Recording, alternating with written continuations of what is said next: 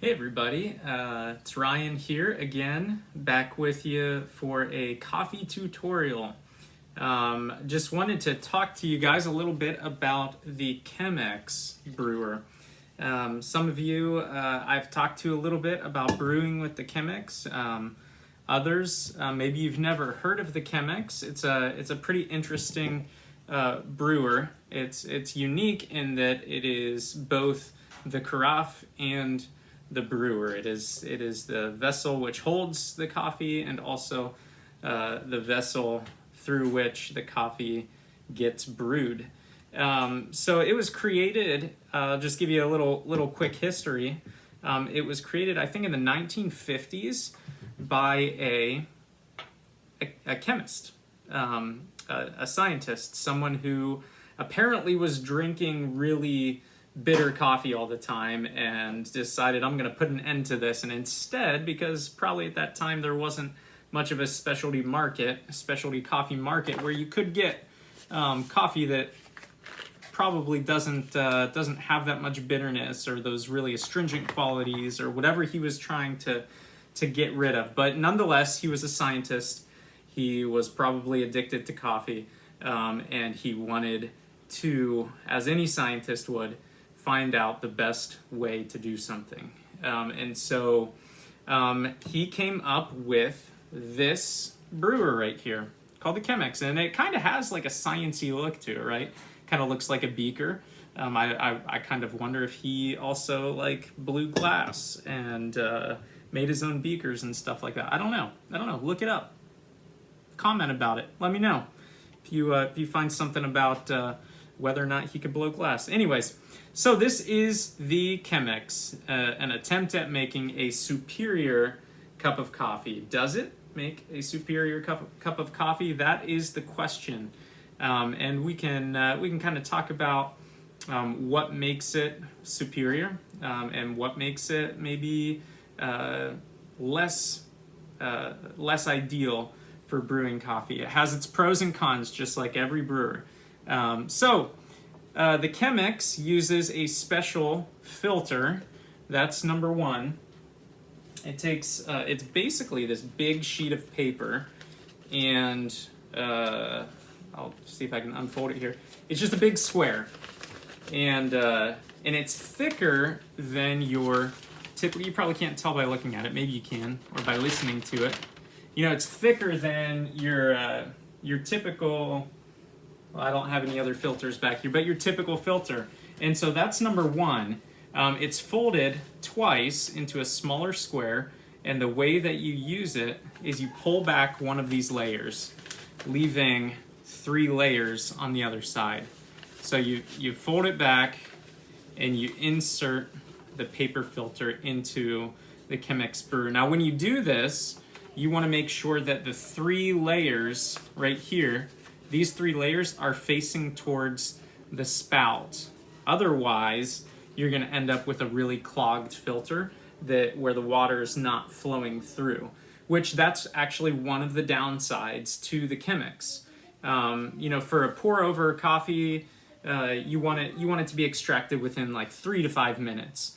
With the Chemex, you're looking at sometimes 5 to 10 minutes, depending on whether or not you got the grind right, and every coffee is different. So some coffees need a coarser grind and some need a finer grind. So if you've got that dialed in, but it can take a while because it gets clogged because you have such a thick filter, and you've got 3 layers here, and it's cone shaped, and so everything is kind of collecting in that one spot. You might have those fines that collect in that one spot that keep it from dripping out. So why the 3 layers? Why the thick paper? Well, the idea is that to get a cleaner cup, you filter out more of the solids. And the 3 layers are supposed to effectively eliminate or lessen the amount of bitterness in the cup. So that's his reasoning for the 3 layers. The cone shape is so that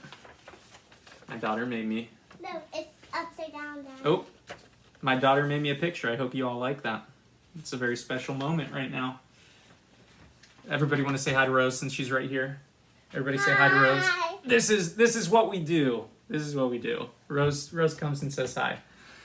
Anyways, so the 3 layers help to filter out more of the bitterness. And then the cone shape is so that the water hits all of the grounds along the way. If you have more of a conventional flat bottom like this, there is the chance that, you know, your water is not flowing towards that one spot, and you might have some channeling, and you might have coffee or water that's running down the middle but not around the sides. And so the idea is that the cone allows the water to hit all of the grounds on the way down to the bottom. So that's an explanation for that. You might be wondering, why do I have a bunch of water in here? Well, because this is such a thick filter, it can sometimes leave you with a papery taste in your coffee. And if you use the Chemex, I highly recommend using a white filter. Some people prefer the natural brown filters because they're natural, but there's nothing wrong with a white filter. I'm just gonna put that out there. These are oxygen bleached. You know, that's kind of a bad word sometimes whenever you talk about bleached things, bleached bread, bleached paper. Bleached bread is not necessarily a bad thing if it's oxygen bleached. Like, you don't want Clorox in your bread. You don't want Clorox in your coffee. So these Chemex filters are oxygen bleached. If you're getting white filters, which I do recommend, make sure that they are oxygen bleached. If you're worried about, you know, that Clorox, because you don't want your coffee tasting like bleach, right? But yeah, so get the white filters. They have a less papery taste. And then you want to make sure that you wet that filter a lot. For like my drip brewer or my Hario V60, I might just take that to my kitchen sink and rinse it out with some hot water. I recommend with the Chemex using your boiling hot kettle water, because that really eliminates more of the paper taste than it would if you use the kitchen sink. You know, the downside to that is that, you know, if you have a kettle like this only holds 1 liter. That's 1,000 milliliters. And you might need that close to that whole liter for the pot of coffee that you're brewing. So what I've done, and I understand that's an issue. I sometimes run out of water when I do it that way, when I'm brewing a Chemex pot. So what I do is actually put it in my drip coffee pot thing here, and then I run water through my coffee pot, and I get it nice and filtered there. So this is a lot of water. Didn't mean to run that much through, but I did. I'm gonna save that. I'm gonna give that to my plants once it cools down. I've got a Coffea Arabica outside of my porch that will get a nice little drink of that. And it's gonna flower. It's not gonna flower. Got a few years before we get a flower.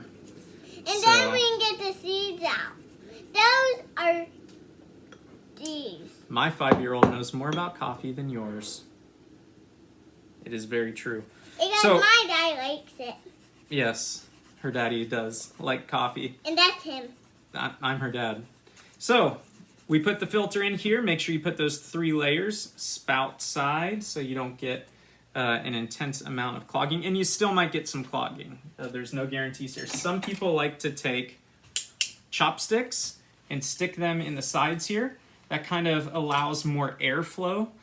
Just be careful that your chopsticks don't fall all the way through, and make sure that your coffee's in there and that it's holding them in place.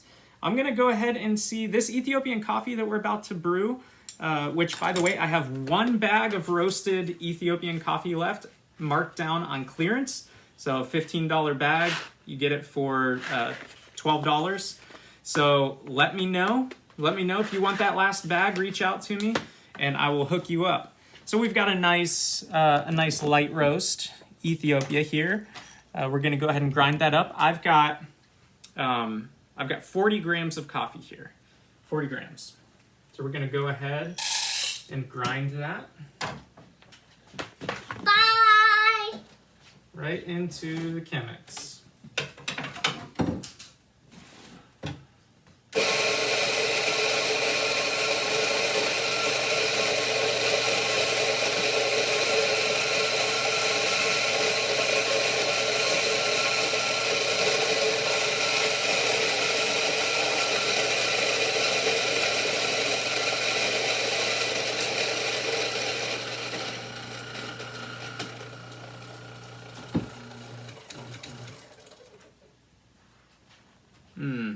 It smells good.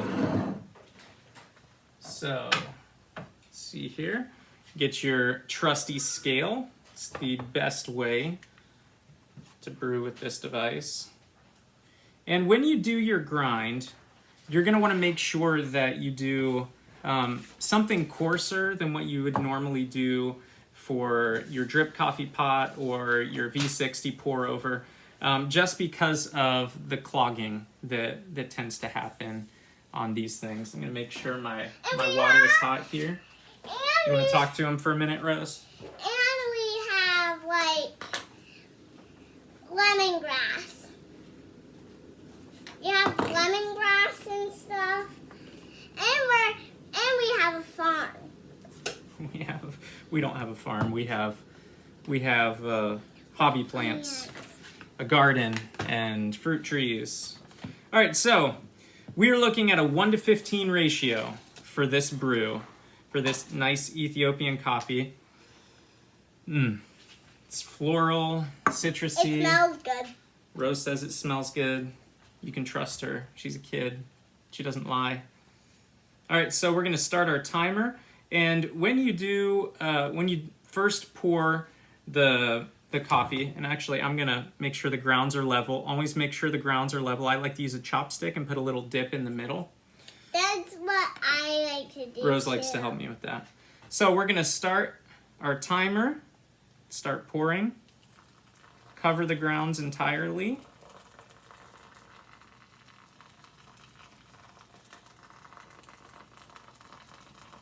In a nice circle, start in the middle, go outward, and then come back inward.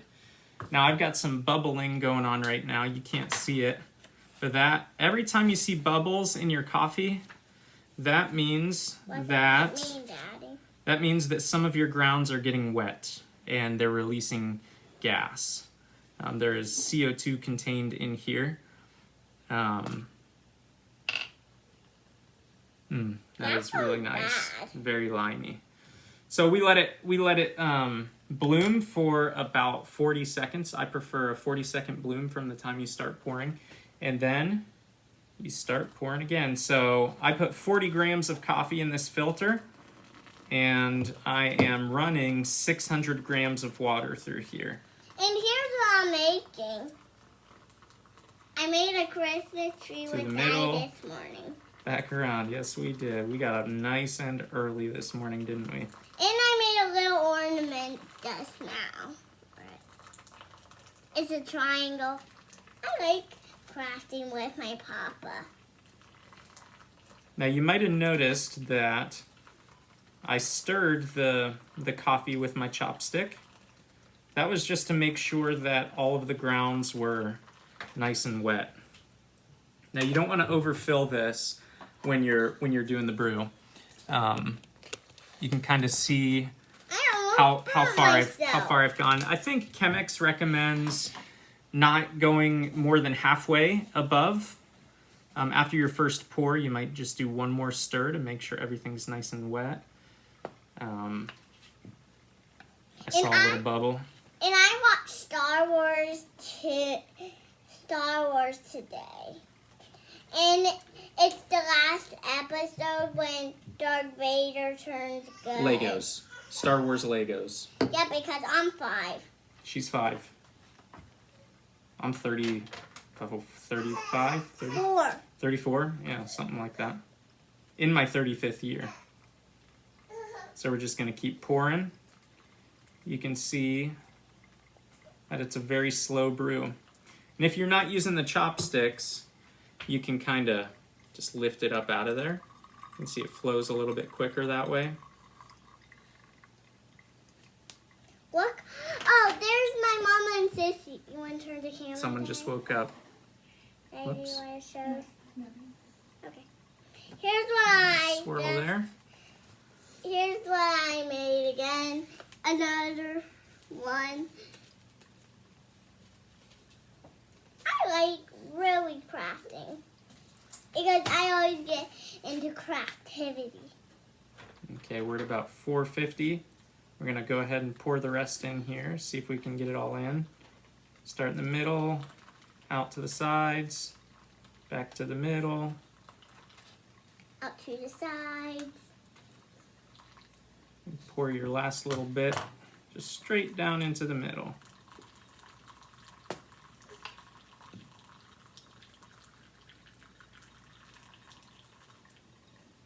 There we go, 600 grams of coffee, or 600 grams of water rather. We're gonna, you don't want to over agitate this, but I'm just kind of cleaning it off the sides. You might be tempted when you're brewing with this device, or any pour over really, you might be tempted to pour the water along the outside to get the water off. Try to avoid that, just because when you pour that water along the sides, that means you're just sending more water down through the outside, which means that it's maybe hitting less coffee along the way. You don't really need to pour along the outside. So we're gonna go ahead and lift this up here. So it can Let it brew run its through. coffee. You can see we're at about 4.5 minutes now.